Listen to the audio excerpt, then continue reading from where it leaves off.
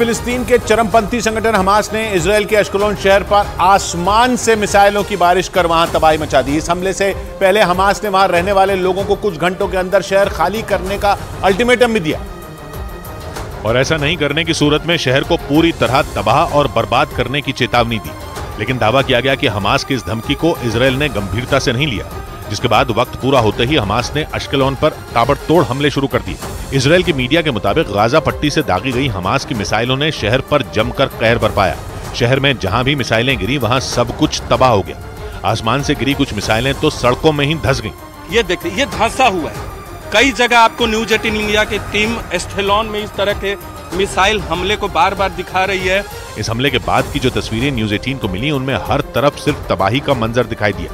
मिसाइलों की मार से सड़क पर खड़ी कई गाड़ियों के परखचे उड़ गए।